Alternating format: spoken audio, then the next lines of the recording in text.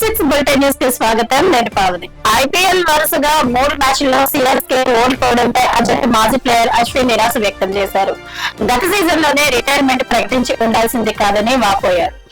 జట్టుపై నమ్మకంతోనే ఆ నిర్ణయం తీసుకుందానని, లేదంటే ఈ సీజన్ కూడా ఆడేవాడిదని పేర్కొన్నారు.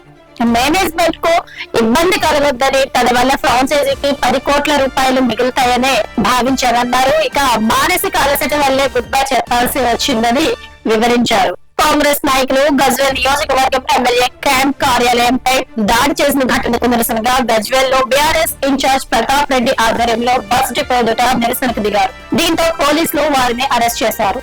శాంతియుతంగా నిరసన తెలిపే హక్కును కూడా పోలీసులు హరిస్తున్నారని ప్రతాప్ రెడ్డి మండిపడ్డారు. అనంతరం సొంత పూచికత్తుపై వారిని విడుదల చేశారు. ఉజ్జయినిలో భూమధ్య రేఖ కర్ణాటక రేఖ కలుస్తాయంటూ కేంద్ర విద్యాశాఖ మంత్రి ధర్మేంద్ర ప్రధాన్ చేసిన వ్యాఖ్యలు చర్చనీయాంశమయ్యాయి. 2 వేర్వేరు అక్షాంశాల ఉండే లైన్స్ ఎలా కలుస్తాయని నెటిజన్లు ప్రశ్నిస్తున్నారు. భూమధ్య రేఖ అంటే ఈక్వేటర్, కర్ణాటక రేఖ అంటే ట్రాపిక్ ఆఫ్ క్యాన్సర్. ఇవి సమాంతర రేఖలు, అవి కలవవు. మీరు బీజేపీకి ఓటు వేస్తే విద్యా వ్యవస్థను తీర్చిదిద్దేది ఇలాంటి వ్యక్తులే అని టీఎంసీ నేత సాకేత్ గోఖలే ఎద్దేవా చేశారు. ఇక ఆర్టిమస్ 2 మిషన్ కీలక దశకు చేరుకుంది. రేపు జరగనున్న లూనార్ ఫ్లైబై కోసం వ్యోమగాములు సర్వం సిద్ధం చేసుకున్నారని నాసా పేర్కొంది. ఇప్పటి వరకు భూమి అద్భుత దృశ్యాలను పంపిన బృందం రేపు చంద్రుడిని అత్యంత సమీపం నుంచి ఫోటోలు తీయనుంది. ఈ చారిత్రాత్మక ఘట్టం కోసం ప్రపంచమంతా ఆసక్తిగా ఎదురు చూస్తోంది. చందమామ అందాలను దగ్గరగా చూసే సమయం ఆసన్నమైంది.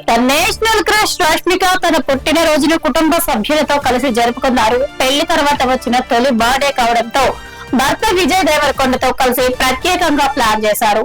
ఇరు కుటుంబ సభ్యులు ఒక చోట చేరి ఈ వేడుకను ఎంజాయ్ చేశారు. సంప్రదాయ దుస్తుల్లో మెరిసిపోతున్న ఈ కొత్త జంట ఫోటోలు నెట్టింట వైరల్ అవుతున్నాయి. ఫ్యామిలీతో ఎంతో సింపుల్ గా ఉన్న ఈ స్టార్ కపుల్ ని చూసి నెటిజన్లు ఫిదా అవుతున్నారు. బీజేపీ 47వ ఆవిర్భావ దినోత్సవం సందర్భంగా Andhra Pradesh CM Chandrababu, deputy CM Pawan Kalyan, మంత్రి లోకేష్ శుభాకాంక్షలు తెలిపారు. దేశాభివృద్ధికి కట్టుబడిన ఆ పార్టీ విప్లవాత్మక నిర్ణయాలతో ముందుకెళ్తుందన్నారు. కష్టకాలంలోనూ సమర్థమైన విధానాలతో దేశ రాజకీయాల్లో బీజేపీ తనదైన ముద్ర వేసిందని ప్రశంసించారు. అమరావతి నిర్మాణంతో సహా ఏపీ అభివృద్ధికి కేంద్రంలోని బీజేపీ ప్రభుత్వం అందిస్తున్న సహకారం మరవలేనిదని పేర్కొన్నారు. ఇవాళ టాప్ 6 బులెటిన్ న్యూస్. రేపటి టాప్ 6 బులెటిన్ న్యూస్ లో మళ్ళీ కలుద్దాం.